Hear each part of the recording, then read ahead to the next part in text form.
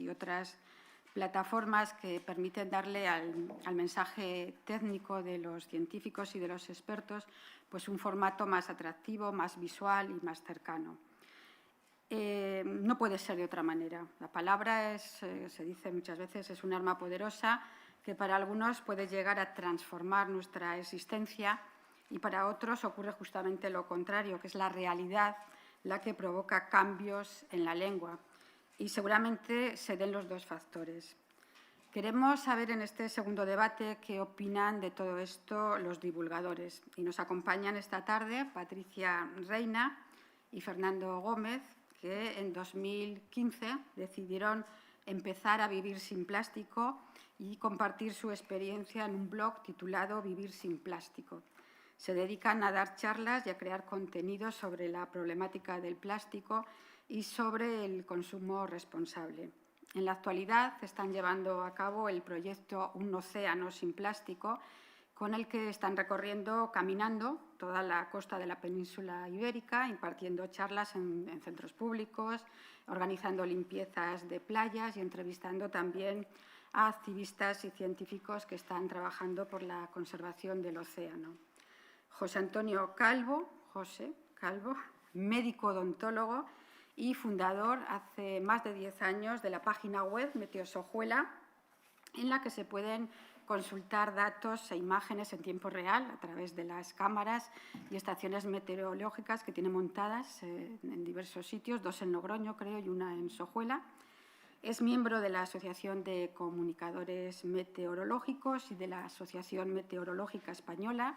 Da charlas también en colegios, en institutos, asociaciones y en multitud de foros, y ha recibido recientemente, en 2003, el premio AEMET por su contribución al servicio oficial del Sistema de Notificación de Observaciones Atmosféricas Singulares de AEMET. Y por último, Isabel Moreno, no por ello menos importante, graduada en Física, máster en Meteorología y en Geofísica, comunicadora y divulgadora.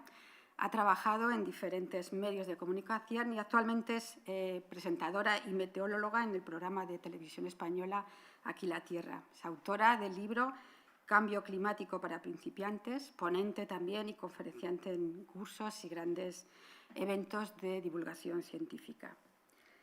Quizás sería oportuno, antes de abordar cuestiones más propiamente lingüísticas y de comunicación, que supiéramos algo más de vuestras consideraciones sobre el cambio climático y de vuestro activismo. ¿Cuándo, por qué y para qué decidisteis pasar a la acción? Porque además vuestras trayectorias, salvo quizá la de Isabel, que está más próxima, ¿no?, a su formación, a lo que es pues las cuestiones del clima, las vuestras, por ejemplo, Patricia y Fernando, José, son muy reveladoras y curiosas en este sentido, ¿no? Un médico odontólogo y una especialista en Bellas Artes, otros estudios. Entonces, ¿por qué? ¿Cuándo y por qué decidisteis implicaros en estos temas? Bueno, yo creo que al final, bueno, antes de nada, muchísimas gracias a Fundación de San Millán de la Cogolla y a Fundación Fondeu por estar aquí, por invitarnos.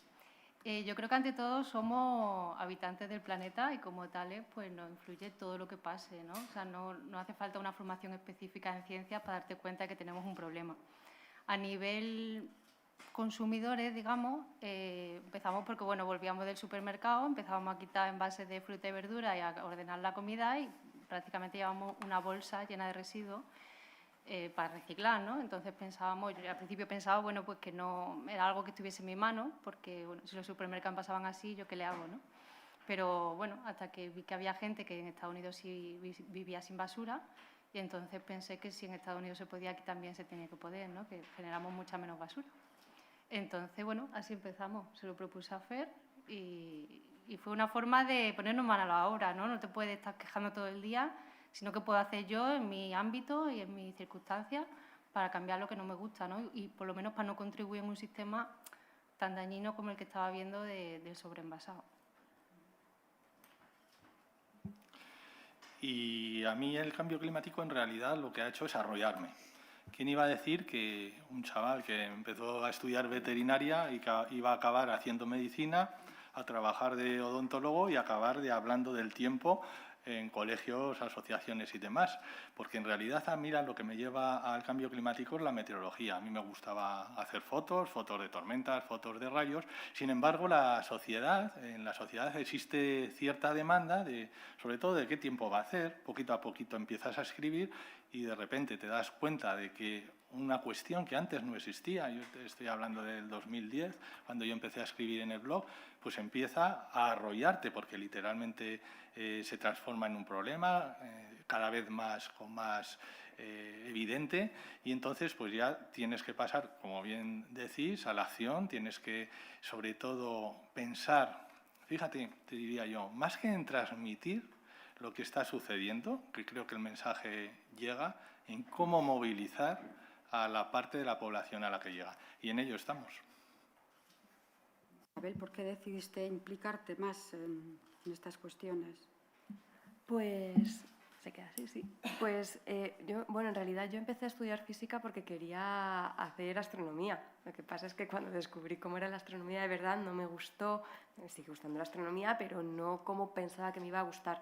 Y en ese momento descubrí unas revistas en las que se hablaban de desastres naturales y de cambio climático y me quedé alucinada de lo que estaba leyendo. No me podía creer que el ser humano estuviese alterando el clima al ritmo al que lo estaba haciendo. Entonces decidí estudiar meteorología, ir por ahí, luego además juntar mis pasiones, porque yo siempre he sido una persona a la que le ha gustado mucho el espectáculo.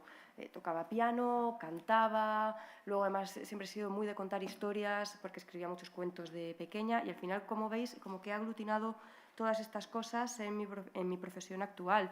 Y me decidí a estudiar no solamente la meteorología y el clima, sino a contarlo. Y el tema cambió por completo en el año 2018, cuando fui a un seminario de comunicadores de cambio climático con educadores y educadoras ambientales, y ahí descubrí que yo estaba hablando muy mal del cambio climático. Yo hablaba del cambio climático desde un punto de vista científico. Hablaba solamente de que la temperatura media del planeta había subido tanto, las concentraciones de CO2 no sé cuánto, y ahí descubrí que si entendemos solamente el cambio climático desde ese punto de vista científico, no estamos entendiendo en absoluto el cambio climático. Los números no convencen a nadie, convencen las historias. Y esta es una historia muy complicada de entender, y ahí fue cuando decidí ponerme manos a la obra y contar el cambio climático no solamente desde el punto de vista científico, que domino por mi formación, sino mostrando cómo podemos entenderlo desde la dimensión económica, desde la dimensión de salud social, desde la educación. O sea, realmente, ¿qué significa el cambio climático en nuestra vida? Un poco en el sentido de lo que estás diciendo, la Fundación Ecología y Desarrollo, ECODES, en su cuarto informe del Observatorio de la Comunicación del Cambio Climático, publicado en noviembre de 2022, señala que tanto en la prensa convencional como en los medios digitales, la gran mayoría de los textos, 90% y 75% respectivamente, no se hacen eco de las iniciativas y las voces ciudadanas. En las radios, las voces ciudadanas ocupan 1/3 de las informaciones y en televisión 1/5 parte. Y en todos los soportes se constata que las voces de las asociaciones y de las ONG adquieren mayor protagonismo y relevancia que las voces anónimas. Y al contrario que en los medios, en la red X, antiguo Twitter, precisamente esta red destaca porque la mitad de los mensajes sobre el cambio climático contienen información sobre iniciativas ciudadanas. ¿Creéis entonces que habría que dejar hablar más a los ciudadanos y a sus iniciativas? Yo creo que sí. Una de las cosas que nos impulsa a tomar acción es ver a gente haciendo cosas. Por ejemplo, lo que hacéis impulsa a otra gente a movilizarse. Vosotros dijisteis, si en Estados Unidos se puede vivir sin plástico, en España también se puede vivir sin plástico y podemos hacer este cambio. Y vais enseñando cómo se puede hacer. Si no lo vemos, nos va a costar tomar acción. Entonces sí, necesitamos poner más el micrófono en gente que está haciendo cosas y mostrar que es posible hacer cosas. Sin duda, hay que dar visibilidad en cuanto a la acción, pero también hay que tener muy en cuenta después quién da información acerca del cambio climático, que puede ser otro punto de vista, porque muchas veces nos encontramos en redes entre comillas, informadores que tienen sus propias visiones. Entonces, en cuanto a iniciativas de acción para controlar o evitar el cambio climático, desde luego que hay que darles visibilidad, porque además eso engancha. Si alguien se ve representado, si alguien se ve como imagen, eso va a enganchar a gente de alrededor. Pero también hay que tener cuidado si se da relevancia o se hace ver a personas que hablan del cambio climático con pocos conocimientos. Entonces, en cuanto a la acción, seguro. Fernando. Sí, yo creo que es importante y también por los dos lados, porque también es una forma de que los científicos, periodistas y más gente conozcan la opinión de los ciudadanos. O sea, que muchas veces como que pasa desapercibida y si tú a través de redes sociales más o menos piensas lo que muchos ciudadanos consideran como cambio climático, a lo mejor puedes decir, bueno, se están confundiendo en este aspecto, esto lo entienden bien, o esta cosa que están comentando, yo no había caído en ello. O sea que yo creo que es un intercambio de comunicación que puede ser muy positivo. Hemos colocado este segundo debate entre el dedicado a los científicos, a los expertos en legislación de esta mañana, y al dedicado mañana a los periodistas, al lenguaje de los medios de comunicación. ¿Os lo ponen fácil unos y otros a los divulgadores? Por un lado, se genera conocimiento, se investiga. Por otro, hay que transferir ese conocimiento y lo que es más importante, y aquí estáis vosotros, creo yo, hay que hacerlo útil a la sociedad. ¿Os lo ponen fácil los científicos, los expertos y los periodistas? Porque muchas veces imagino que os nutrís también de las noticias, ¿no?, que aparecen en la prensa. Hay veces que lo ponen fácil y otras que no tanto.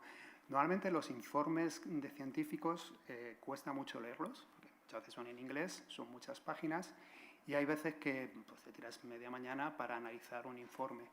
Si no te lo lees, pues muchas veces caes en el error de sacar solamente el destacado que a lo mejor mandan en una nota de prensa o en un resumen, que muchas veces no es real, o sea, es real, pero muchas veces lo que transmite el informe es completamente distinto.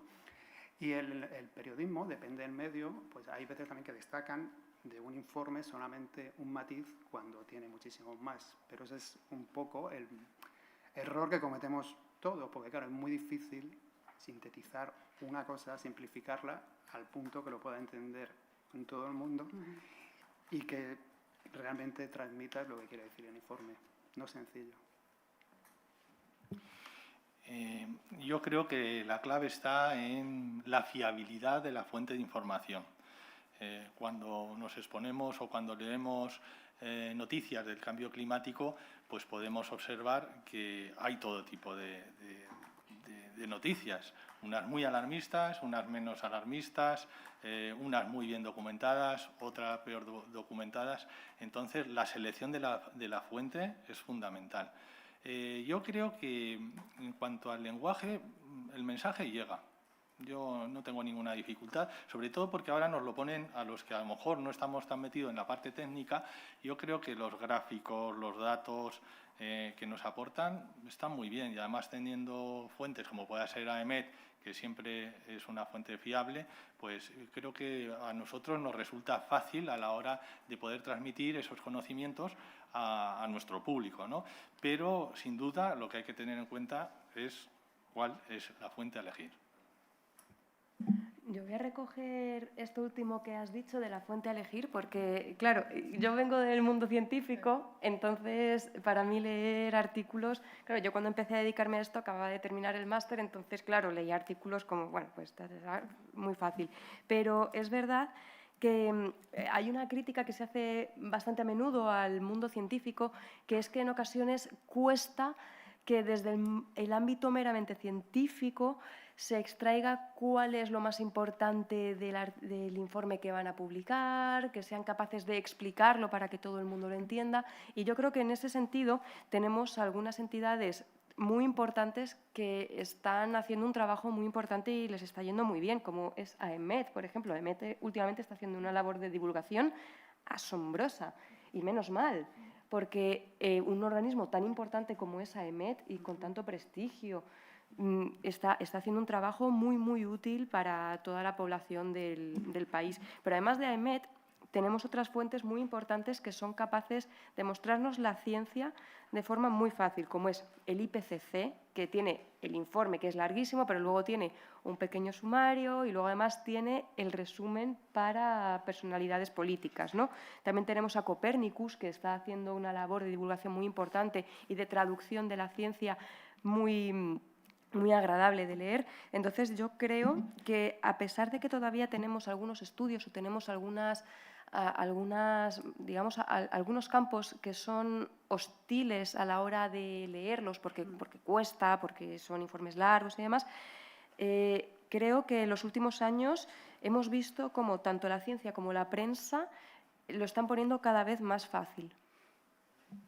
Yo no sé si por alusiones los científicos y periodistas, porque de eso se trata, quieren decir algo. Los periodistas ya estamos deseando intervenir. Bueno, yo creo que se han dicho cosas interesantes. Decía Isabel la importancia del IPCC, ¿no?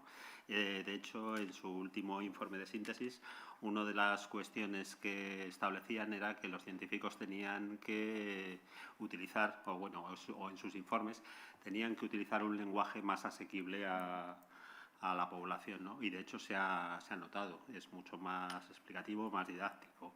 Los periodistas estamos a medio camino entre las fuentes de información que sois vosotros, los científicos, los expertos, las asociaciones, los activistas, y tenemos que trasladar todo eso a la sociedad y tenemos que trasladarlo de una manera atractiva, destacando lo que es más relevante y a su vez sin desvirtuar la realidad. Es decir, nosotros sí estamos acostumbrados a leernos los abstracts, a ver el Eureka Alert todas las semanas, a apostar por unos temas y dejar otros en el tintero, pero sí que es verdad que en los últimos años lo que es la información climática se ha generalizado de una forma muy importante y que realmente ahora casi todos los medios dedican espacio a estas cuestiones. No solamente dedican espacio, sino que han empezado a contar con profesionales especializados.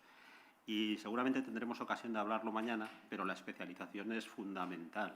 Es fundamental para saber manejar cuáles son los temas, cuáles son los conceptos, cuáles son las fuentes creíbles y luego poder transmitirlo de una manera rigurosa. Y hablabais de las redes.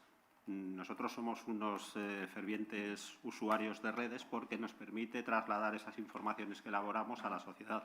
Porque ahora cada uno de nosotros nos informamos con estos cacharritos que tenemos en el bolsillo, sin los cuales no podríamos vivir, porque tenemos ahí todo, nuestra agenda, nuestra tarjeta de crédito, en definitiva, todo lo que somos, ¿no? Pero sí que hay estudios sobre de dónde proceden los contenidos que se viralizan en redes y una gran parte de los contenidos que se viralizan en redes proceden de los medios de comunicación. Y, de hecho, hay mucho contenido clonado que dices, oye, ¿cómo es posible que todos tengan el mismo punto de vista o la misma información? Porque muchas de esas informaciones proceden del periodismo. Y yo en ese sentido sigo defendiendo el papel del periodismo, porque creo que es una de las mejores maneras de crear conciencia y de crear una sociedad informada con conocimiento de causa y, en definitiva, al final un espíritu crítico para poder elegir como consumidores y como ciudadanos. Pero seguramente de eso habrá ocasión de hablar mañana.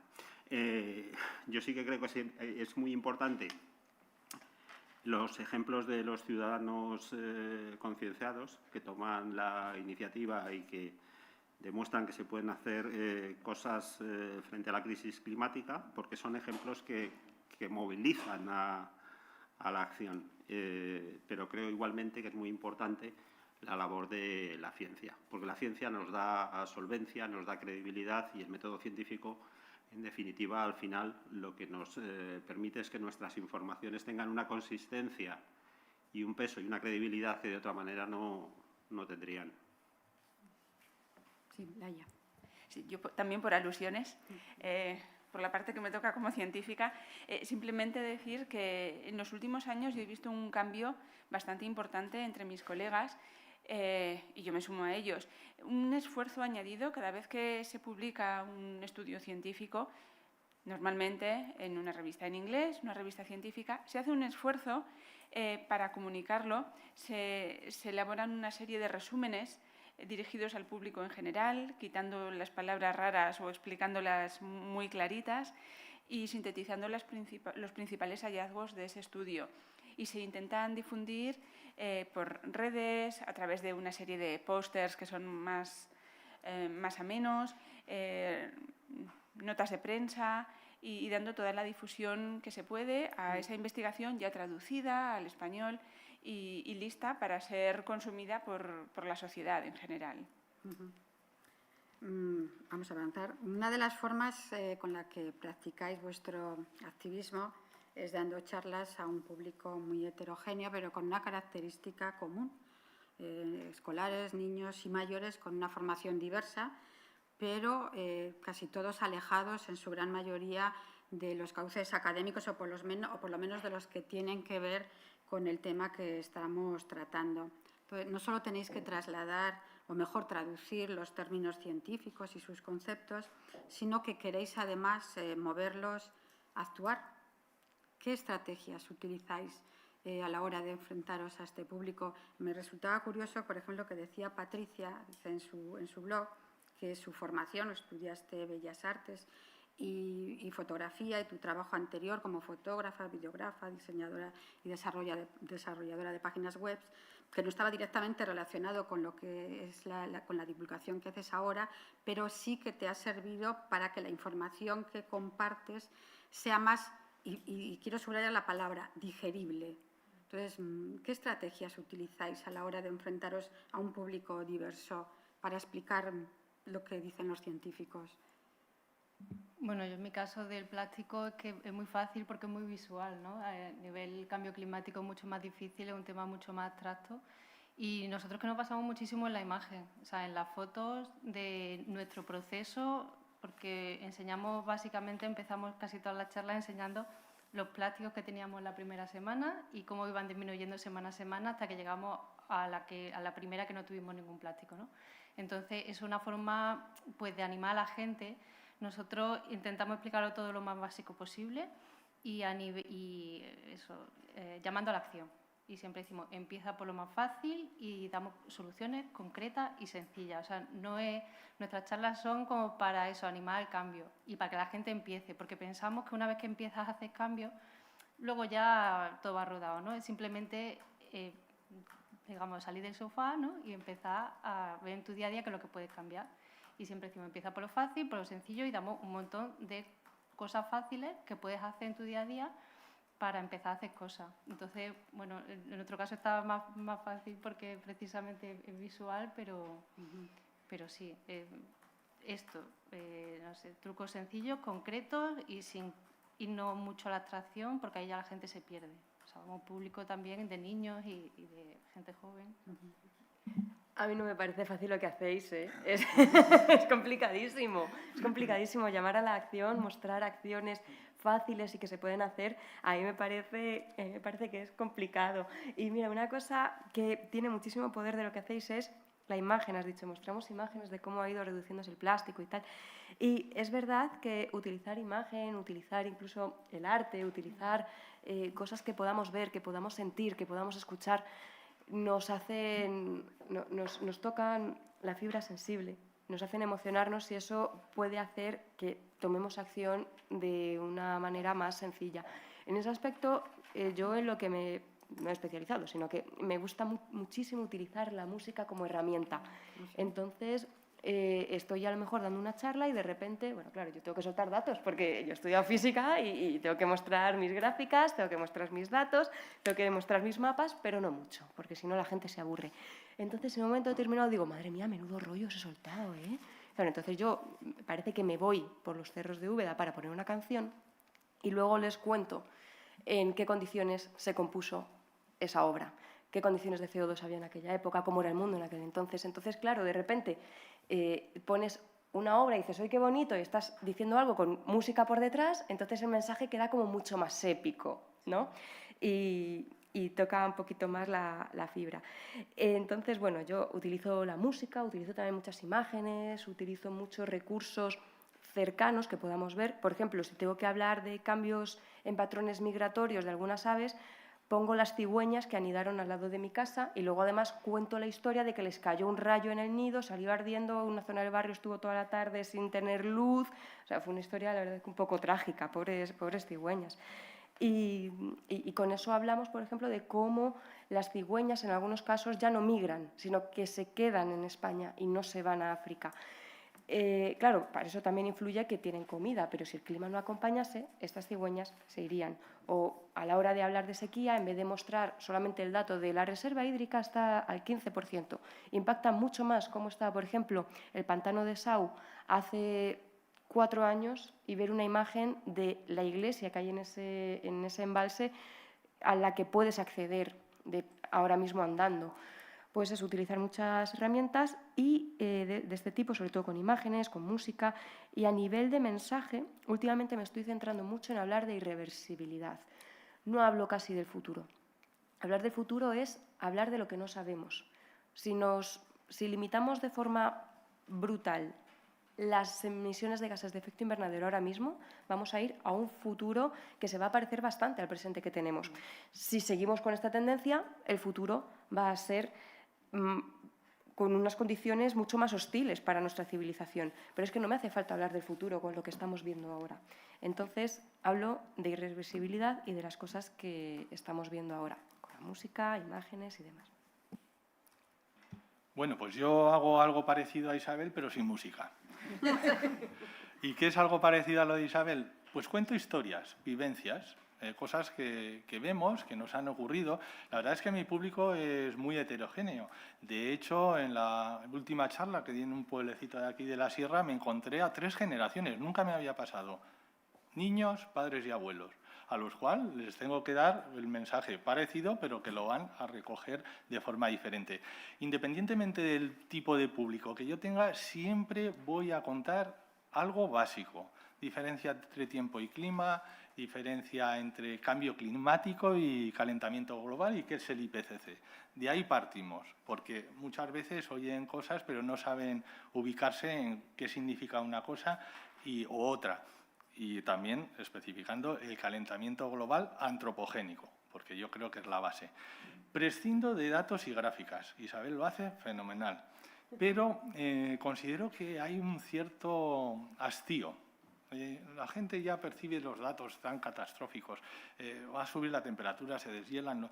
Eso genera una especie de estrés. Y me paso a contar historias. ¿Recordáis antes cuántas veces nevaba en el pueblo? Ah, pues sí. ¿Cuántas veces se helaba en el pueblo? Ah, pues porque están cambiando las cosas. Y además esta mañana mismo en casa me ha ocurrido un hecho que va directo a la siguiente charla. ¿Qué es lo que me ha pasado? Me levanto con gritos. ¿Qué pasa? ¿Qué pasa? Un mosquito. Pues no pasa nada, un mosquito. Pues mátalo. No soy yo muy de matar, lo he matado. ¿Y qué me encuentro? Una gota de sangre. Dice, un mosquito. En Logroño, 23 de noviembre, picándote. Es un hecho evidente que hay cambio. Bueno, pues estos hechos tan cotidianos pues van a ir directos a la charla siguiente para que se den cuenta de que las cosas están cambiando. Pero, como ya he dicho antes, yo me encuentro que en las 3 generaciones hay conciencia de que algo está cambiando. O sea, que no hace falta que se lo explique yo. Saben todos que algo está cambiando y que sigue cambiando y que va a cambiar. La cuestión o el problema que me encuentro yo es cómo traérmelos a mi terreno para que sean conscientes de la gravedad del problema, porque no hay sensación de gravedad. ¿El cambio climático te preocupa? Bueno, sí, es un problema que está ahí, pero ¿te preocupa ya? No, bueno, ya veremos. Eso te lo dice el 90% del público, por lo menos del que yo trato. Es verdad que después hablo con otros divulgadores y tienen vivencias diferentes. Entonces yo voy orientado, sobre todo, a intentar que cada persona que me escucha sea después un punto de referencia para hacer algo. Me alegra que hayáis mencionado las fotografías, porque en el informe que he mencionado antes de CODES se pone de manifiesto que el tema del cambio climático se ha convertido en una referencia diaria en los medios de comunicación y en las redes sociales, especialmente en Twitter, tanto en la prensa convencional como en la digital. La fotografía es el recurso visual predominante, por delante incluso de las infografías que mencionabais o de otros recursos gráficos. Y efectivamente siempre hemos dicho que una imagen vale más que 1000 palabras y sin duda, lo observáis así, impactan más esas imágenes, esas fotografías a la hora de concienciarnos de inundaciones, de incendios, de desastres naturales, que escuchar o leer la noticia sobre los mismos. ¿Recurrís mucho a este tipo de fotografías para concienciar o para influir más en la gente? Bueno, yo creo que se complementa. Yo nunca pondría una fotografía sin explicar el contexto, porque al final una fotografía es una parte del mundo que sí que es verdad que te llega y que te clava, pero vamos, eso yo siempre lo acompañaría de la historia que está detrás, de dónde y de cómo. Pero a nivel contaminación, a nivel sequía, a nivel problemas que tenemos, yo creo que sí que te llega más al alma, no una fotografía que un dato, siempre que vaya contextualizada. Sí. Bueno, otra cuestión que, no sé, como habéis hablado ya de fotos, será por... Sí, nada, una cosa rápida. Sí, sin duda la imagen penetra mucho más. Es verdad que imágenes de cambio climático siempre se van a asociar a catástrofes. Ya he dicho yo que procuro evitarlo, a no ser que sean muy localizadas de la zona. Yo me dedico solo, sobre todo a divulgación local. Entonces, pues particularidades como pueda ser en La Rioja, que se ve muy bien muchas veces el tipo de inversión térmica que me va a dar muy buena visión de lo que es la contaminación, o por ejemplo, de esta mañana mismo que me han mandado una pradera totalmente llena de flores, sí que las uso de apoyo, pero de forma muy localizada. Evito catástrofes, inundaciones y demás. Otra cuestión que también me parece importante es la forma en la que se enmarca la información, es decir, la forma en la que se presenta la información, cómo se aborda, qué se destaca. Una de las conclusiones de este informe, ya veis que me lo he estudiado, es que el enmarcado del cambio climático como un asunto económico ha ganado protagonismo en los últimos años, ocupando incluso la primera posición en la prensa y la segunda en la radio. El enmarcado político ha perdido protagonismo en todos los soportes. El enmarcado ambiental recupera posiciones en Internet y en televisión, siendo este último soporte, el de la televisión, donde los fenómenos meteorológicos constituyen el marco predominante de la información. En vuestro caso, ¿cuál es el enmarcado predominante? O mejor dicho, ¿qué enmarcado es el que vuestra experiencia como divulgadores os ha hecho ver que es más efectivo y más productivo en la gente? En mi caso, claro, es que depende del público al que me esté enfrentando. Cuando tengo que dar una conferencia delante del sector empresarial, lo primero que pongo es el resumen de los riesgos a los que el Foro Económico Mundial cree que se enfrenta la economía para los próximos 2 y 10 años.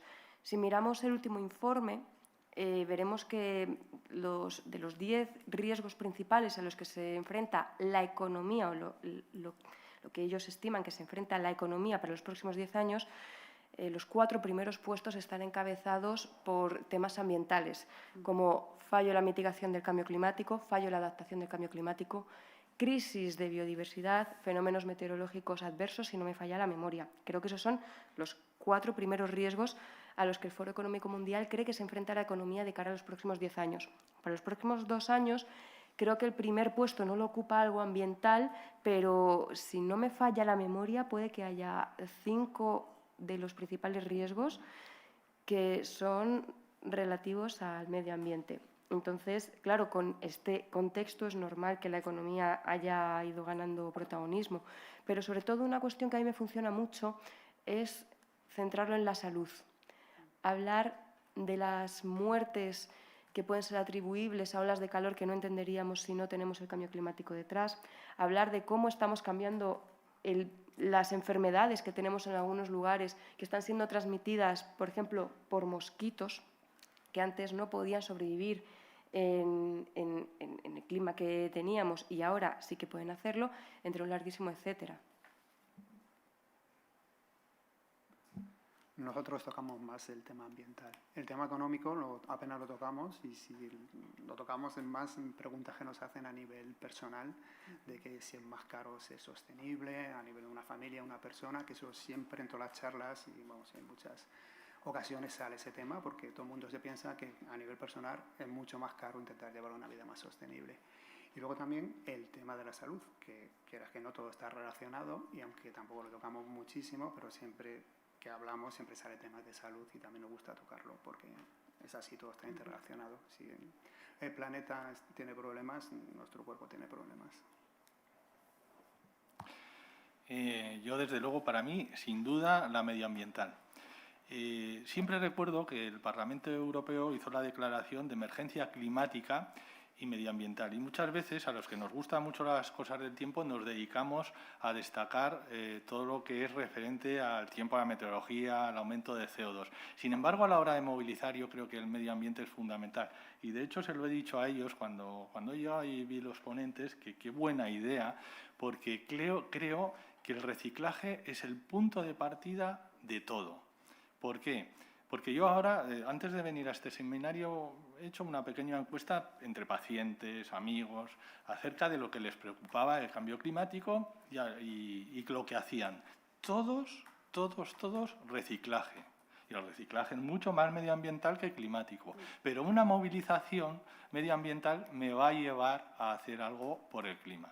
Sin embargo, no ven ningún problema en reciclar, en reutilizar, y sí ven muchos problemas en ir en bici o en dejar de ir en coche, porque la sociedad está muy habituada a toda la comodidad. Entonces, yo creo que lo medioambiental es el punto de partida para lograr cambios en todo lo relativo al cambio climático.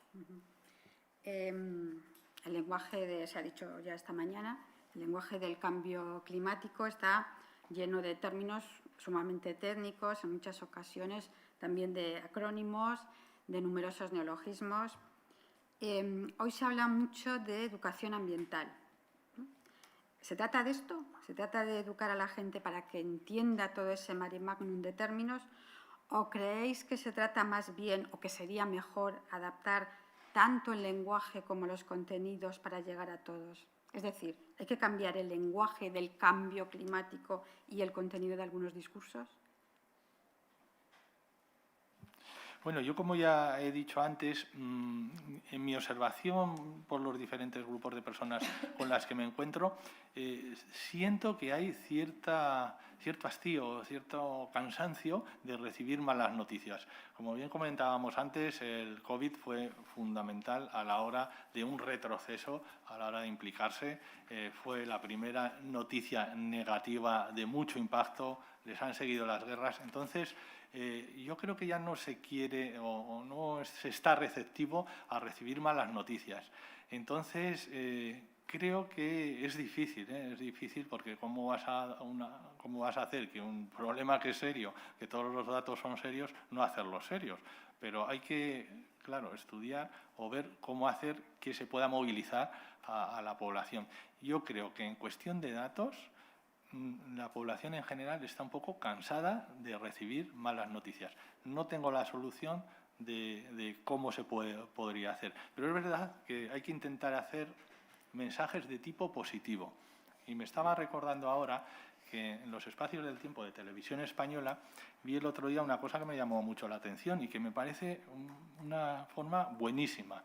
Y es que ponían que Silvia Laplana, que hemos hablado antes de ella, que a través de las energías renovables ese día se había logrado dejar de emitir X toneladas de CO2. Y eso es un mensaje positivo, no te abruma a las malas cifras de lo que sea, y creo que esa sería la dirección adecuada, en cómo emitir mensajes positivos en un contexto bastante malo.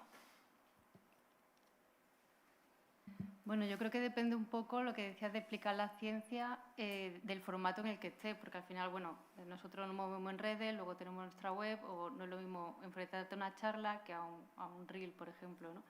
Entonces, cuando sí que explica a lo mejor una información más en profundidad científica, pues a lo mejor pues nos vamos a la web, no intentamos explicarlo en un reel de 90 segundos, y eso lo dejamos pues para una información un poquito más ligera, de cambio de chip, de truco, de algo así, ¿no? Entonces yo creo que las dos vías son perfectamente válidas, pero hay que ver bien el formato en el que va a utilizar cada una, para no simplificar excesivamente a lo mejor en una red social, ¿no? Una información donde no cabe. O sea, intentar incluirla un poco difícil.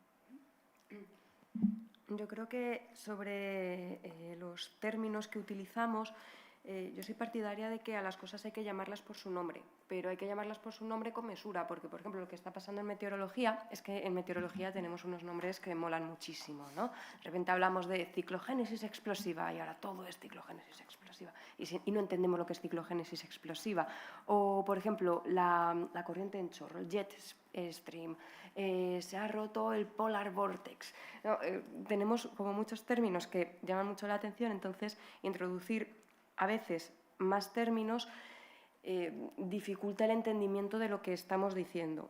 En ese sentido, el llamar a las cosas por su nombre, pero no volvernos locos e incorporar términos que no van a aportar al entendimiento del problema, es algo a lo que la educación ambiental nos va a ayudar. Quiero decir, la educación ambiental no nos va a ayudar a saber o no debería ayudarnos a conocer muchos más términos y que sepamos 15.000 formas de llamar a todo lo que nos rodea. La educación ambiental nos va a ayudar a saber cómo actuar, a adoptar acciones respetuosas con el medio y, por consiguiente, con nuestra vida relacionada con el planeta, y por eso necesitamos más educación ambiental. Por ejemplo, haciendo una analogía con los coches, sabes que te tienes que poner el cinturón de seguridad o sabes que te puede pasar si circulas a una velocidad muy elevada y tienes un accidente. No necesitas conocer absolutamente todos los componentes que forman parte del coche.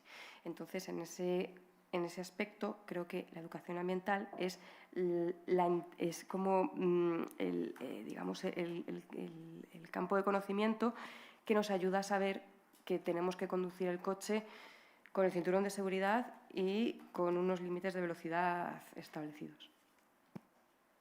Voy a leer una parrafada.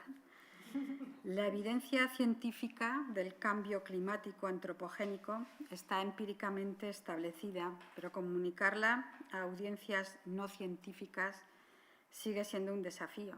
Esta es una de las conclusiones a la que ha llegado un equipo de investigadores que analiza el lenguaje que utiliza el IPCC, que ha mencionado Laia, es decir, el Grupo de Expertos de Naciones Unidas para lanzar sus mensajes científicos.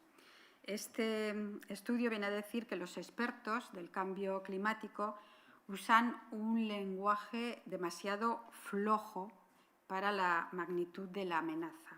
Su lenguaje, afirman, es demasiado tibio, notablemente conservador, lo que permite a los políticos rebajar la ambición de sus medidas climáticas.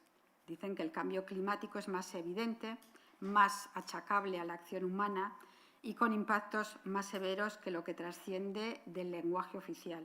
¿Qué opináis? ¿Creéis que, un poco al hilo de lo que estabais diciendo, creéis que el lenguaje que utilizan termina diluyendo el mensaje? Yo creo que el IPCC, como está formado por tantas personas, al final, como esas publicaciones nacen de un consenso, es normal que se baje ese grado, digamos, de severidad de los mensajes. Pero también me choca mucho porque luego se nos dice, no, es que sois muy alarmistas con vuestros mensajes.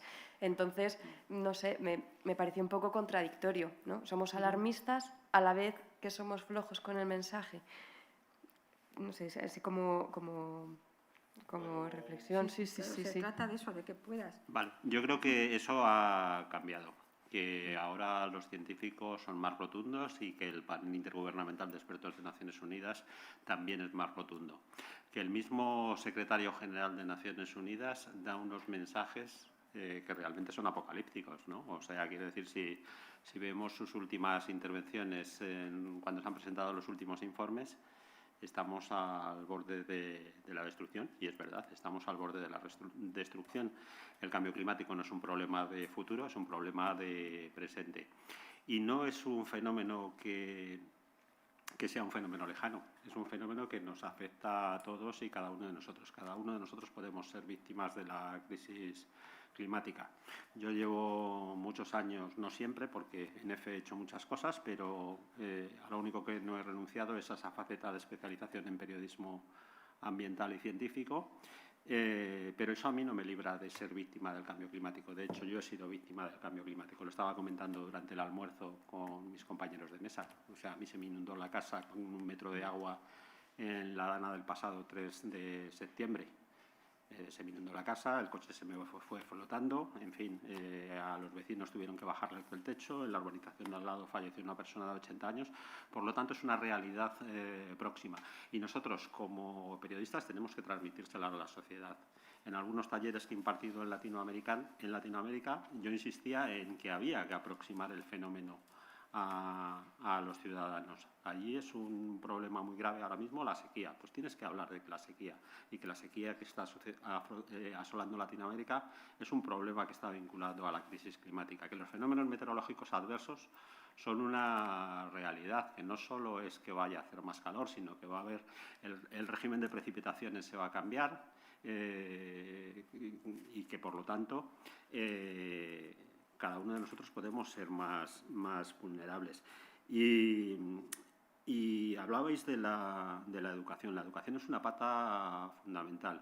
Se suele decir que si quieres hacer cambios rápidos, tienes que actuar con los políticos, tienes que convencer a los políticos, pero si quieres conseguir cambios duraderos, tienes que hacerlo con los ciudadanos.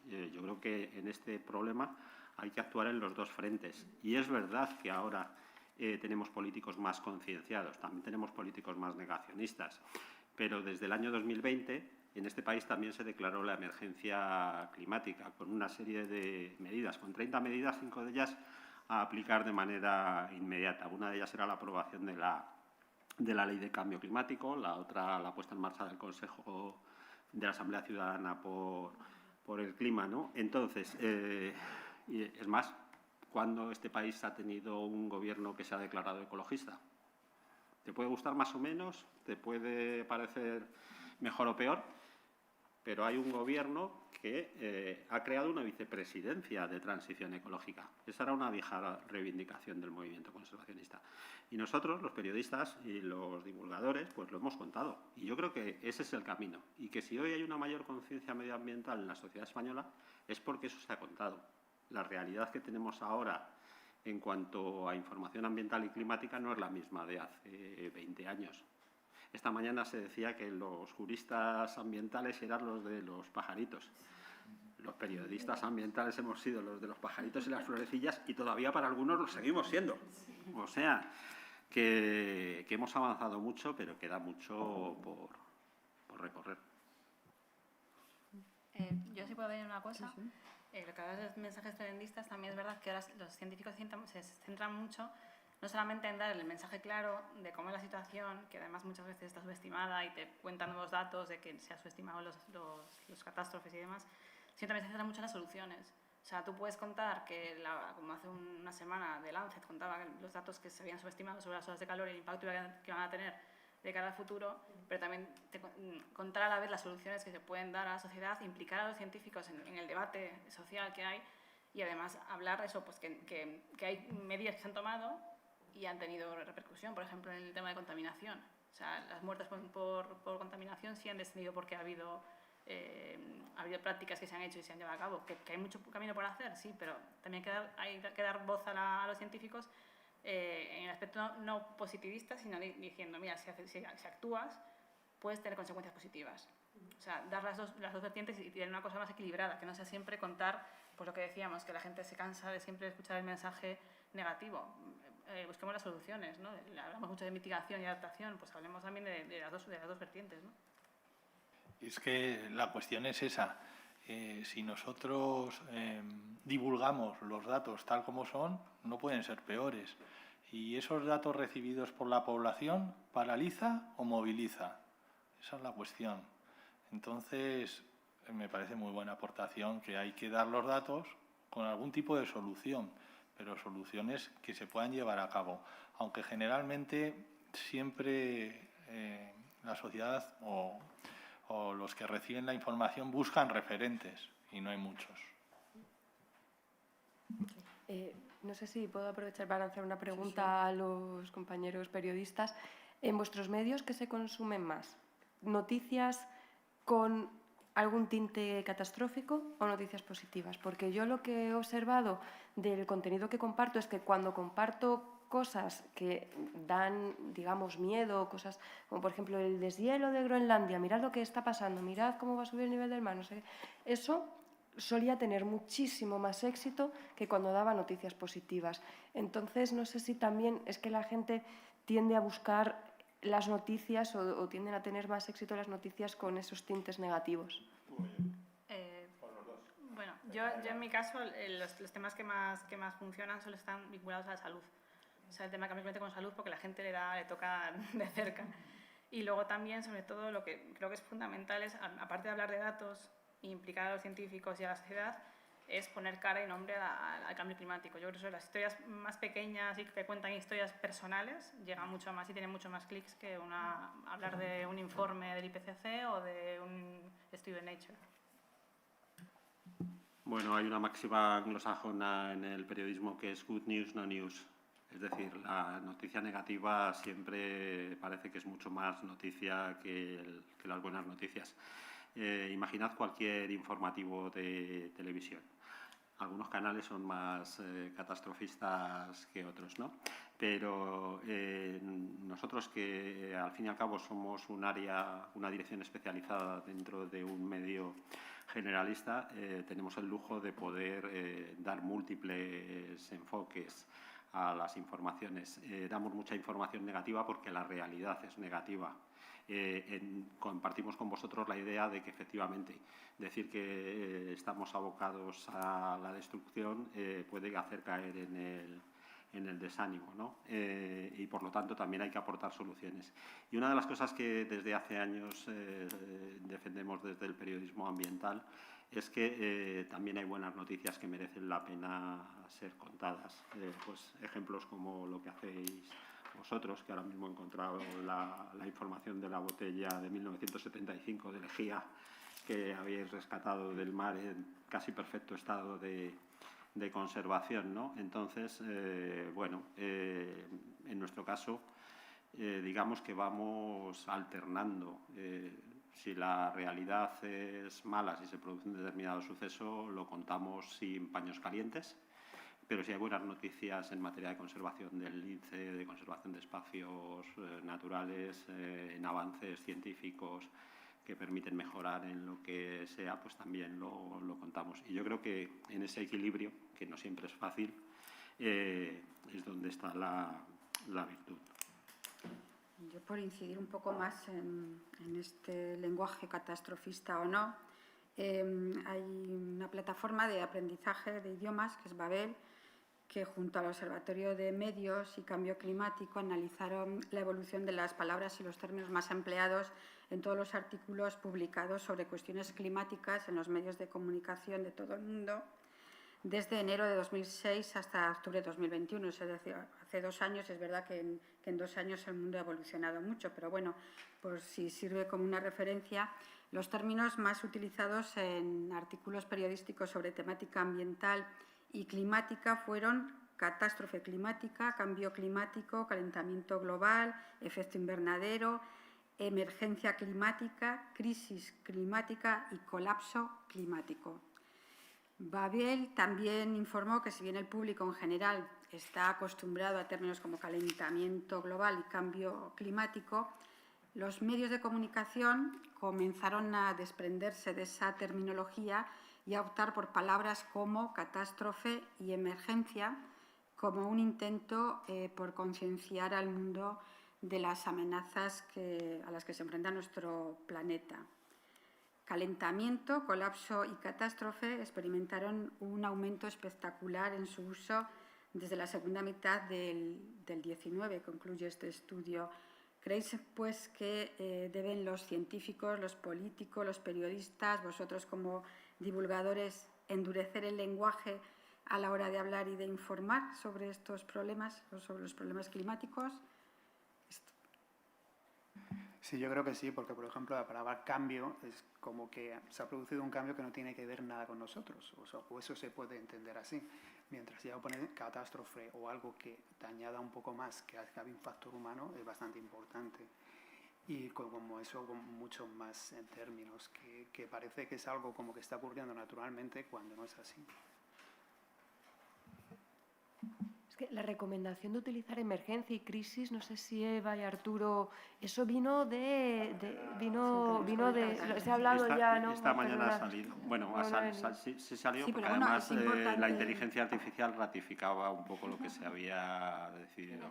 Es decir, en 2019, a raíz que The Guardian cambiase su libro de estilo para incluir el concepto de emergencia climática como forma de transmitir a la sociedad la gravedad del problema, en EFE y en Fundeu nos planteamos que por qué no creábamos un grupo de expertos multidisciplinar que nos permitiese a nosotros avanzar y establecer recomendaciones sobre el uso del lenguaje en materia climática en particular y ambiental en general. Fundeu venía haciendo recomendaciones sobre la materia desde hacía muchos años y, de hecho, nosotros colaborábamos con ellos y publicábamos sobre todo todas las, en lo que era la web, todas las que tenían que ver con tema ambiental. Pero en ese momento decidimos dar ese paso. Estaba María José, estaba Valladares, también había gente de COE, de la Fundeu, periodistas de EFE, y es verdad que se generó un diálogo muy enriquecedor y una de las primeras recomendaciones tuvo que ver con siempre que fuera pertinente, utilizar el término crisis climática para poder trasladar a la sociedad con más precisión la gravedad del problema al que nos enfrentamos. Luego llegó la pandemia y la verdad es que quedó ahí un poco en stand-by, pero espero yo que a raíz de esta reunión y de este seminario pues lo podamos reactivar. Y yo quería plantear otra pregunta, y os lo quería plantear a los científicos y a mis compañeros divulgadores y activistas. Estamos hablando mucho de cambio climático, pero quizás nos estamos olvidando de otras crisis ambientales de gran calado, por ejemplo, la de la pérdida de biodiversidad. ¿Qué opinión tenéis al respecto? Quizás la gravedad del problema climático está haciendo que nos olvidemos de otra realidad que también nos es muy próxima y en la que nos jugamos mucho. Completamente. De hecho, yo lo que iba a añadir es que yo creo que la siguiente revolución que vamos a vivir en el lenguaje de este tema es que pasemos de hablar de cambio climático, de crisis climática, a hablar de crisis planetaria, de crisis global, que es algo que parece que desde el movimiento activista se está reclamando, porque efectivamente parece que estamos centrando muchísimo la atención solamente en el cambio climático, cuando es solamente una de las patas de los problemas, digamos, ambientales a los que nos estamos enfrentando. Nos estamos olvidando por completo de la crisis de biodiversidad. También estamos confundiendo la crisis ambiental, entendida como contaminación, con el cambio climático. Entonces, para englobar toda esta problemática tendríamos que utilizar otro término, como es el de crisis planetaria o crisis global. Yo quiero hacer un inciso. No sé, Efe, pero por ejemplo nosotros nunca hemos cubierto la cumbre de biodiversidad. O sea, se da muchísima más bombo y más importancia a las cumbres del clima y en cambio la cumbre de biodiversidad no tiene tanto tirón. También porque, claro, los jefes de Estado van a la cumbre del clima, porque tienen mucho más peso político. Entonces al final es un poco... Bueno, estamos ahí. Ahí hay una doble cuestión. Por una parte, los lugares donde se celebra, nosotros en particular, cuando se celebra en algún sitio en el que tenemos delegación de corresponsalía, siempre nos resulta mucho más fácil. Hacer periodismo y hacer periodismo sobre el terreno es muy caro, es muy caro. Había un antiguo director de BBC, Andrew Mango, que decía: hacer periodismo de declaraciones es muy barato, hacer periodismo de hechos, estar sobre el terreno cubriendo historias, es muy caro. Entonces, muchas veces tienes que ver exactamente dónde dedicas tus recursos. Como decía Eva, los medios de comunicación normalmente vamos mucho más a las COP, a las conferencias de las partes de los tratados de Naciones Unidas, porque hay COP de biodiversidad, hay COP del clima. Tenemos que ver dónde ponemos los recursos. Y en el caso de las agencias, nosotros al final somos mayoristas de información, somos un gran mercado de abastos de noticias para otros periodistas y otros medios.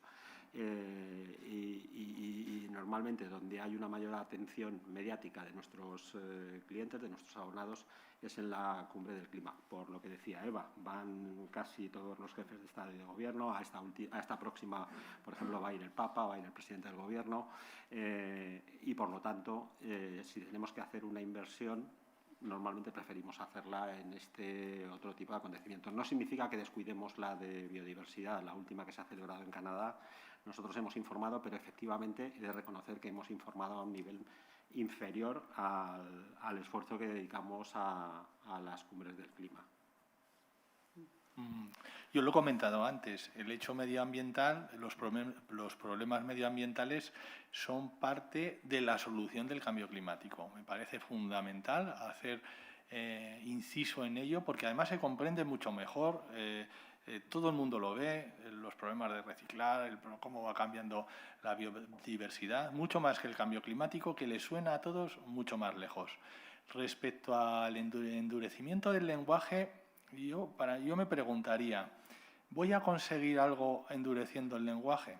¿Voy a llegar a más parte de la sociedad? ¿Voy a movilizar a más parte de la sociedad? ¿Voy a preocupar más a la sociedad? Yo creo que esa es la clave.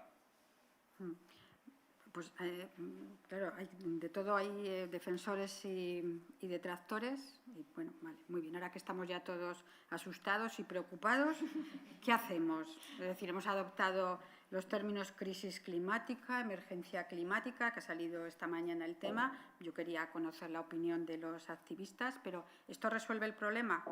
Pregunto esto porque a lo mejor vosotros, que sois más activistas, conocéis a una activista, una autora inglesa muy premiada, además por su trabajo medioambiental y de comunicación científica, que es Sion Lights, que dice que el lenguaje que alarma pero no inspira puede no ser tan útil como se les ha hecho creer a muchos medios de comunicación y líderes mundiales. Dice que para hacer realidad la prosperidad adaptada al clima debemos usar el lenguaje de las soluciones y reconsiderar el valor de calentar el lenguaje que usamos para alertar y alarmar a las personas. Y a lo mejor puede ser que sea, en este sentido es lo que estabais diciendo, ¿no? Que en ocasiones al elegir términos como desafíos climáticos o crisis climática, puede que los esfuerzos, ¿no?, para facilitar el compromiso público con el cambio climático pues acaben construyendo más muros que puentes. Yo creo que, por ejemplo, cuando cambiaron en The Guardian, que cambió la palabra de cambio climático por crisis climática, a mí eso me llenó, por ejemplo, como ciudadano. Dice, bueno, ya no es un cambio, sino hemos cambiado el término, significa algo.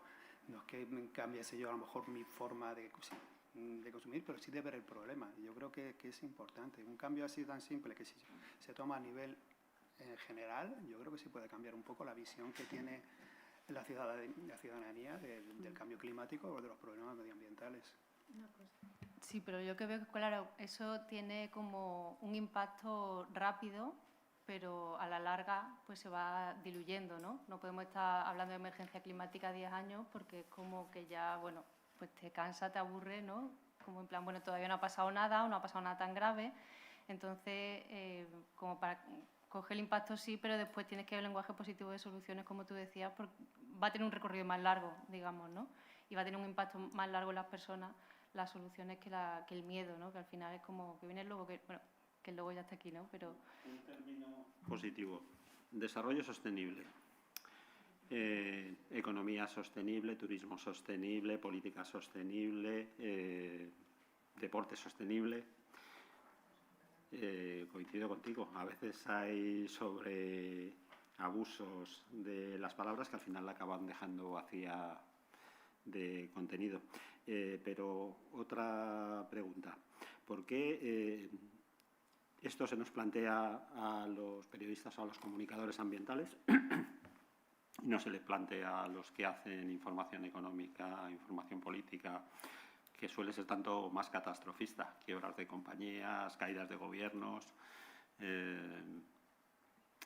Es verdad que a los periodistas científicos y a los ambientales se nos pide un plus de responsabilidad. Ya en la conferencia de Estocolmo nos dijeron que teníamos una función de formación no reglada en aquellos ámbitos donde los ámbitos académicos no llegaban. Y yo sí que estoy convencido que de nuestras informaciones hay un beneficio colateral.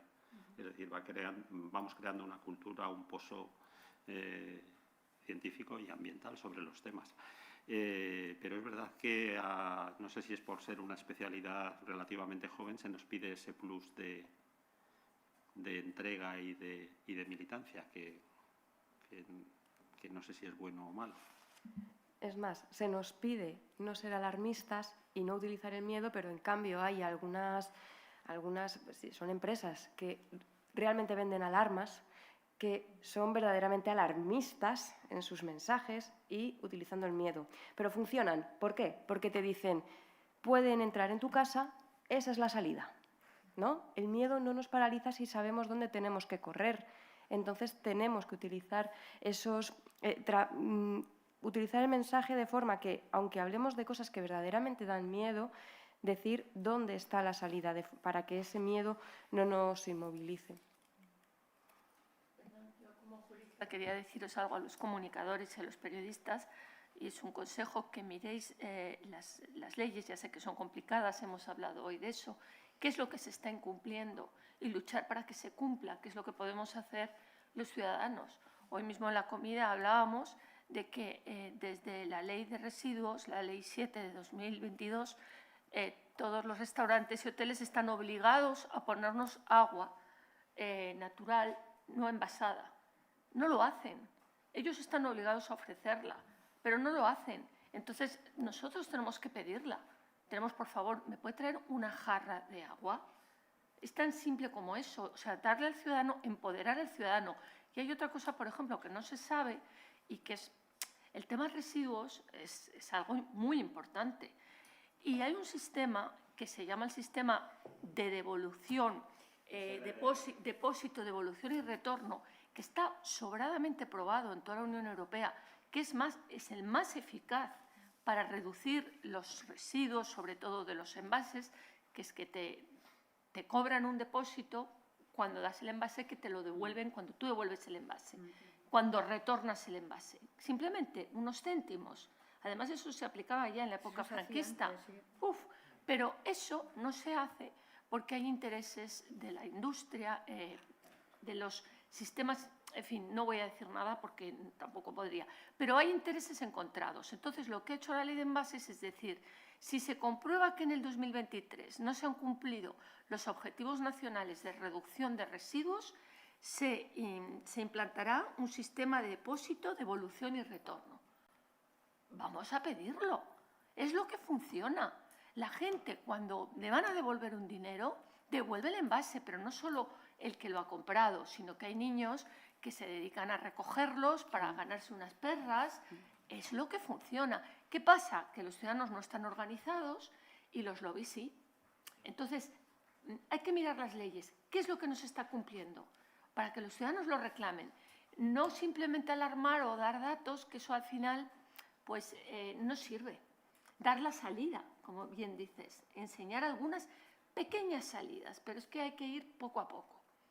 Bueno, es que el lenguaje jurista, si antes decíamos que el lenguaje científico podía ser hostil, el jurista me parece muy, muy complicado de entender, la verdad. No sé si os pasa igual, porque claro, al final estamos acostumbrados a... Uy, perdón. Aquí ha sido muy claro, ¿eh? Sí, pero bueno, algunos intentamos divulgar también dentro del lenguaje jurídico y hacer manuales o artículos. Hay, por ejemplo, una web que se llama Actualidad Jurídica Ambiental, que es del CIEMAT, está vinculada al Ministerio de la Transición Ecológica, Actualidad Jurídica Ambiental, que todo está publicado online y que da cuenta de todas las novedades, con artículos muy interesantes, ligeros. O sea, también hay que hacer un esfuerzo para acceder, que es un conocimiento que también hay webs que lo difunden. Yo no tengo web, pero publico cosas relativamente sencillas. Y creo que hay que intentar ver qué es lo que se está incumpliendo, que se está incumpliendo muchísimo. Porque dicen, hay que aprobar más leyes. Yo siempre digo, no, por favor, no hay que aprobar más leyes, hay que cumplir las que tenemos. Que, claro, hacer una ley es lo más barato para un gobernante. Si es que es muy barato. Pero hacerla cumplir, siempre hay un dicho que se dice que a cualquier consejero de medio ambiente le encanta declarar un espacio protegido, pero a ninguno le gusta aprobar el plan de protección, que cuesta dinero. Hagamos que aprueben el plan de protección. Hagamos que los ayuntamientos cumplan. Los ayuntamientos son básicos. Hoy leí en la prensa, hoy o ayer, un 89% de los ayuntamientos de Andalucía no tienen todavía plan en materia de prevención de mitigación del cambio climático. Lo incumplen. ¿Por qué? Porque si no les presionan a los ciudadanos, ¿qué pasa? Que los ciudadanos no presionan. Pero eso es la culpa de todos. Y hoy también comentábamos, si un ayuntamiento protege muy bien el medio ambiente, reduce los residuos, pero aumenta el paro, no va a ser reelegido ese partido, no va a ser reelegido. Entonces, ellos, los políticos, pues claro, tienen una vida muy corta y piensan en la reelección. El ciudadano tiene que presionar para que se cumplan las leyes, ¿vale? Y nosotros, los juristas, tenemos que intentar que las leyes se entiendan. Yo reconozco nuestra parte de responsabilidad también. Pero para que los ciudadanos presionen, tienen que tener la mejor información posible, que es lo que al final les permite tener criterio. Por eso yo sigo defendiendo la labor de los periodistas y de los medios, es decir, tratar de dar esa información que hace que el ciudadano en un momento determinado, como consumidor, que tiene un enorme poder, que a menudo se olvida, y como votante, decida si lo que les han prometido los políticos en materia ambiental, en este caso concreto climático, es lo que están haciendo, o si las empresas lo están haciendo bien en materia de derechos socioambientales o no, porque cada vez que compramos estamos diciendo, oye, pues esta empresa lo está haciendo bien. Si no compramos, lo acaba notando. En los grandes convenios internacionales, para mí me parece un ejemplo siempre muy significativo el del Protocolo de Montreal y el tema del agujero de la capa de ozono. Hay un movimiento de boicot muy importante por parte de la ciudadanía a los envases que utilizaban CFCs, clorofluorocarbonos, y bueno, oye, la industria se dio prisa en ponerse las pilas y cambiar el sistema de propelentes. Entonces, en la medida en que tengamos una sociedad más formada, más crítica, más informada, pues yo estoy convencido de que desde el punto de vista ambiental también vamos a mejorar. Y para eso es fundamental tener más y mejores periodistas de todos tipos, políticos, económicos, pero por supuesto también ambientales y científicos. Y tú hablabas del SDR, del Sistema de Devolución y Retorno, es un sistema que funciona en muchos países nórdicos, en Alemania, en Suecia, en Canadá, y en definitiva al final lo que hace es trasladar algo que hacíamos en un modelo de economía circular antes de que se llamase modelo de economía circular y que abandonamos por un modelo de economía lineal que era mucho más cómodo, porque claro, consumías y tirabas, pero claro, eso tiene un límite, ¿no? Cuando era pequeño yo llevaba cascos a la bodega, tenía además la bolsa del pan, que era la bolsa específica del pan, y la bolsa de la compra, o sea, no nos daban bolsas en los sitios, y todo eso lo perdimos. Pues ahora, no digo que haya que decrecer, pero tenemos que volver a recuperar esos buenos hábitos, y sí, en el sistema de residuos hay una pugna bastante intensa entre los impulsores del SDR, donde hay sindicatos, organizaciones ecologistas y diversos tipos de entidades, y los sistemas de gestión integrada. Claro. De todas formas, el mejor residuo es el que no se produce. Es decir, de las 3 R's que decía el movimiento ecologista, reducir, reutilizar y reciclar, la más importante es reducir. Está claro. Está claro. No puedo. Perdón. Hay muchos micrófonos encendidos. De todas maneras, yo creo que necesitamos aún mucha más educación ambiental, porque al final lo que termina percibiendo la ciudadanía, e incluso parece que el debate de esta mesa está girando en torno a lo mismo, es que simplemente gestionando nuestros residuos vamos a ponerle freno a la crisis planetaria. Y no. Y me estaba viniendo a la mente un vídeo que vi hace unos días en Instagram en el que salía un chaval con una botella de plástico que tenía que devolver. Y entonces este chaval resulta que se daba cuenta de que tenía esa botella en la mochila, estaba en el aeropuerto, estaba volando entre no sé cuántos países y el chaval iba con la botella a todas partes y después volvía a su país y devolvía la botella al sistema este retornable. Y claro, yo me llevaba las manos a la cabeza y digo, vamos a ver, o sea, estamos diciendo, bravo, porque está devolviendo la botella y le están dando 25 céntimos y está haciendo que no haya más residuo, pero no nos llevamos las manos a la cabeza porque haya visitado no sé cuántos países en avión, ¿no? Entonces, claro, ese paso más es el que necesitamos dar y por el que necesitamos aún muchísima más educación ambiental en todos los ámbitos de la sociedad. Por ir terminando, la pregunta del millón.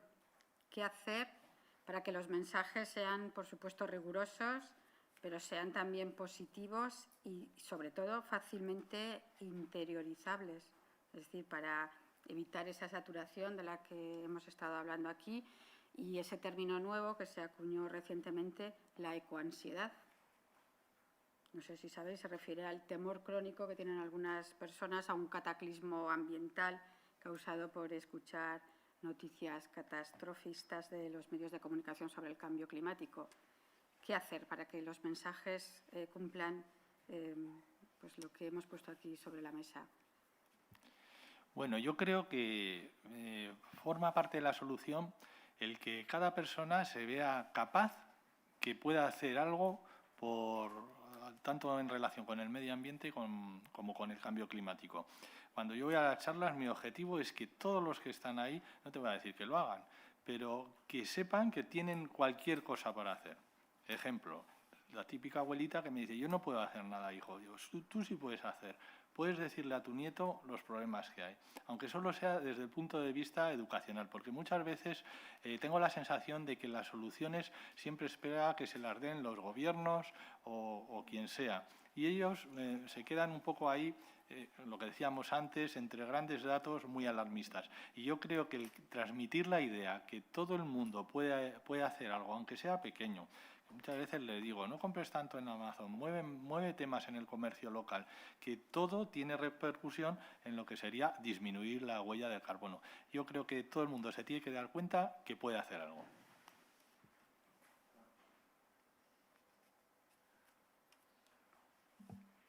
Sí, yo estoy de acuerdo y además también hablar, aparte no solo de las catástrofes a las que podemos llegar, sino también de un futuro pues mucho más amable, ¿no? Por ejemplo, otro día, bueno, una conversación tonta, pero una amiga de mi hermana se quedó sin coche. Y me he quedado sin coche y como, no tienes que pagar, no tienes que llevarlo a reparar, no tienes que buscar aparcamiento, no tienes que preocuparte del seguro. O sea, al final empieza a dar la parte positiva de haberse quedado sin coche y ya estamos más contenta, ¿no? Pero si solo hablamos de, claro, de lo mal que lo vamos a pasar, sí, perdemos esto o aquello, ¿no? En vez de todo lo que podemos ganar, pues también una forma en la que te quedas paralizado, ¿no? Pero yo creo que podemos ganar mucho, pues, aumentando el transporte público. Siempre que, por ejemplo, hablamos de pues, reducir las emisiones, es como que me van a quitar el coche, es como, pero te van a poner más trenes, te van a poner más autobuses, te van a poner todo mucho más accesible, vas a perder menos tiempo, vas a gastar menos dinero, ¿no? Y entonces también hablar desde ese punto de vista me parece muy importante para que la gente se anime. Isabel, ¿quieres decirlo? Sí, creía que iba a intervenir Fernando. ¿No? Bueno. Pues yo creo que, claro, a nivel individual, ¿qué hacer, qué puedo hacer yo? No me sale la respuesta. Yo creo que para hacerle frente al reto tan grande que tenemos, necesitamos a muchísimas personas hablando del tema y hablando desde diferentes puntos de vista, utilizando diferentes tipos de lenguaje, diferente vocabulario, pero creo que lo más interesante es mostrar lo que hacen personas como Patricia y Fernando, mostrar acciones que existen, que se pueden llevar a cabo y, como decía Patricia, poner en valor lo que ganamos, no hablar de lo que perdemos, que no parezca que el cambio climático o la crisis planetaria, porque al final todo no, hablo de los términos y luego la lío yo, que no parezca que es un sacrificio lo que tenemos que hacer, sino que vamos a transitar hacia un mundo mejor. Bueno, pues por terminar con una nota graciosa, ¿qué hacemos ahora con hasta el 40 de mayo no te quites el sayo? septiembre o seca las fuentes o se lleva los puentes, cuando marzo mallea, mayo marcea, en abril aguas mil. Es decir, la rica sabiduría popular se ha quedado totalmente obsoleta, ya no nos sirve. Tendremos que inventar sacar nuestra creatividad para sacar nuevos refranes. Recursos paleoclimáticos serán esos, ¿no? Serán los proxies. Pero es cierto que el clima ha sido fuente, ¿no? Siempre, sobre todo de muchos refranes, y que además estaban basados en evidencias, ¿no?, científicas del clima. Y ahora, bueno, ya no. Se han quedado totalmente obsoletos. Sí, todos esos mensajes o esos refranes han quedado obsoletos, pero vamos, solo hay que ver escucharlos para darte cuenta de que no tiene nada que ver con el mundo que tenemos ahora. Ahora tenemos la palabra veroño. Pero bueno, mira. Bueno, se pueden emplear para convencer a los negacionistas del cambio climático. Sí, también es verdad. Bueno, no sé si queréis alguien más decir algo, queréis preguntar algo, aportar algo, o damos por concluido este segundo debate y esta primera jornada. Muchísimas gracias a todos y quedamos emplazados pues mañana a las 10 para el tercer debate y la posterior clausura. Muchas gracias.